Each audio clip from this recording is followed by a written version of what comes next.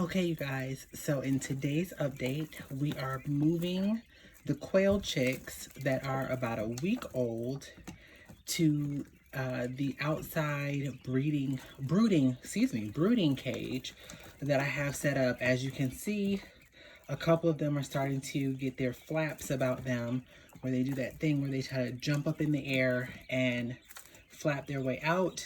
Now, they would not be able to fly out of this because their wings would hit the bars and that would stop their wings from moving. They would fall back to the ground.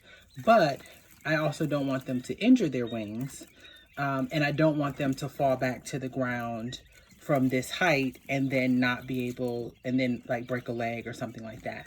So I'm going to be taking both of these heaters outside. I already have one of the old rabbit cages set up.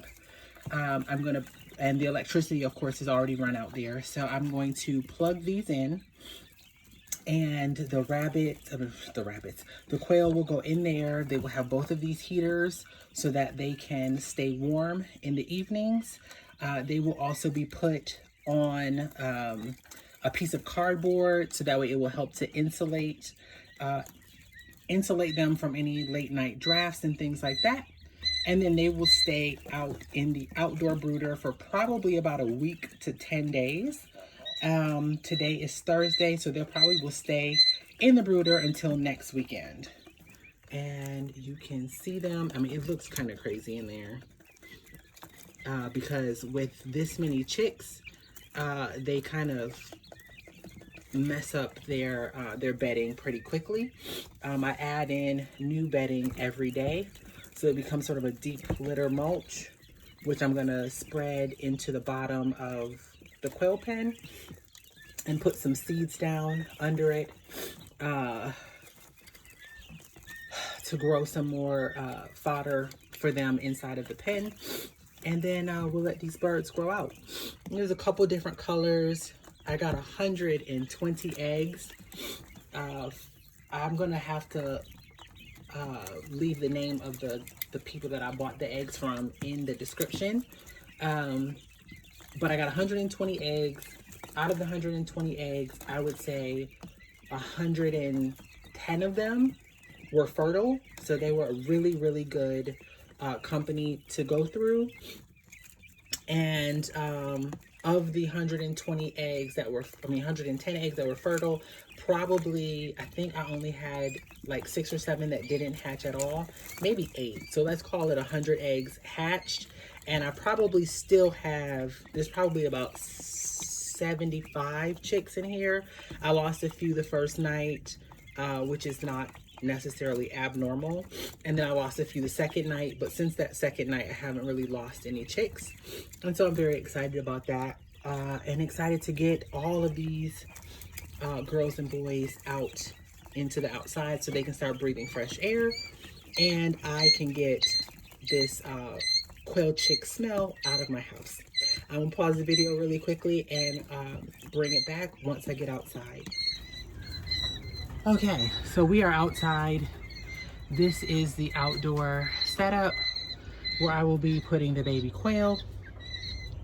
That is the only quail that made it out of the last hatching. I bought 60 eggs from My Shire Farms. I had a really good hatch rate, so it was no fault of My Shire. I bought eggs from them before last year. I had the birds under the heaters, and I had the window open to kind of ventilate some of that smell out of the room, and a breeze came through, or it got chilly at night, and they didn't do well. So I lost all but that one little bird back there, unfortunately. And yeah, luckily I already had the 120 eggs in the brooder, or rather in the incubator. So we're just gonna put these guys in here. They've never been on these sort of grates before, this metal grating. So I do put, you know, the little piece of, let me see if I can get that to focus. I do put that at the bottom so they have something to walk on, and then they can get used to the sort of metal bar spacing when they come out to grab something to eat or get some water. So I will show you what it looks like as I get to the next step. Okay, so under the box, we have the two, and maybe you can see all the way back there. We have the two heat plates. I have one of them set high, slightly higher than the one in the back, because if there are smaller quail, they'll be able to go to the back one and stay warm. And then the one in the front, the larger birds, can stay under this one. And I'm probably gonna move this one down just a little bit. Also, the one in the back, of course, heat rises, so that one will be a little bit more insulated. Be right back. Okay, so now it is moving time. I am going to count the birds as I move them over. So 1, 2.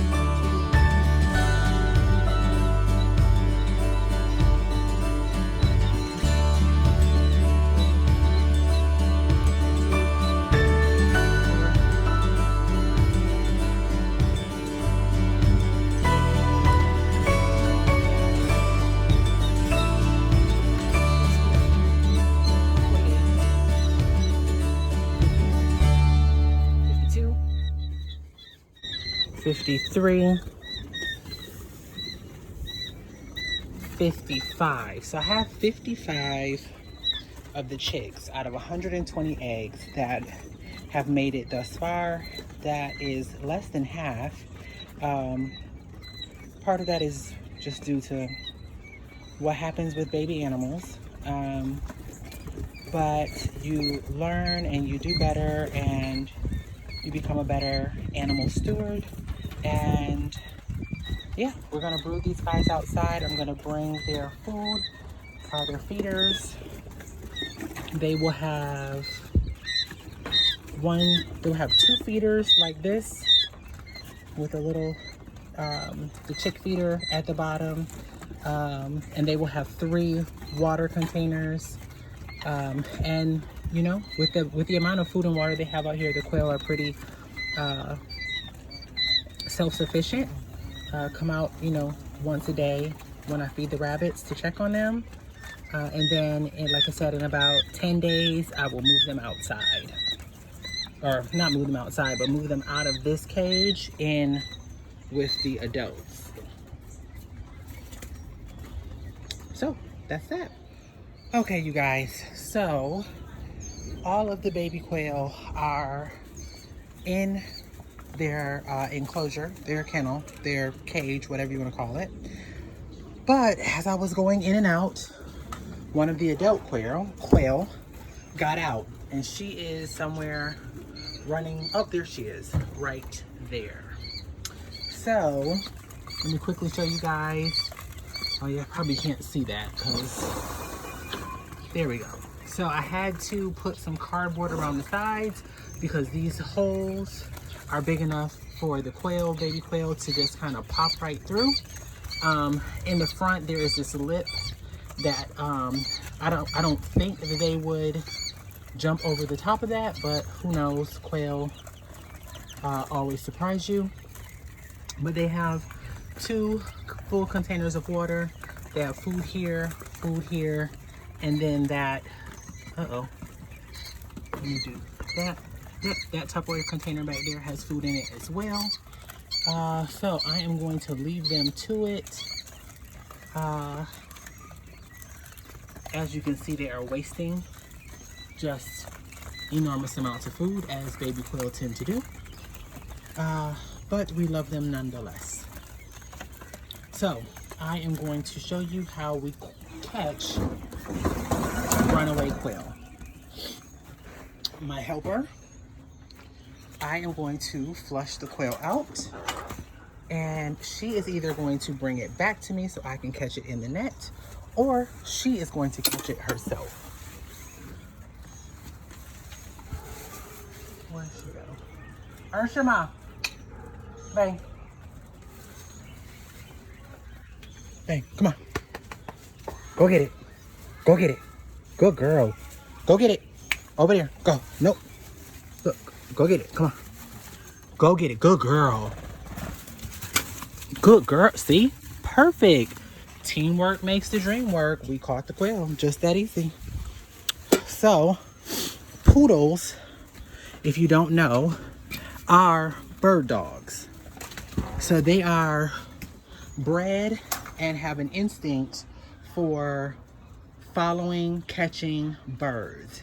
If that quail had gotten out into the yard, Regine would have been able to catch it in her mouth. I've seen her do it. She'll catch it in her mouth, bring it to me without hurting it, without breaking a limb or anything. So if you have quail, they do get away every now and again. It helps to have a little helper who can help to chase those birds back to where you are with your net, or can catch them herself and bring them back to you. So that is going to be the end of the video on the baby quail and the adult quail, the escapee. And I will sign off until next time. I'm going to now go and get this all edited down so I can get it uploaded either later tonight or tomorrow. I thank you guys for joining me again. Take care. Kisses.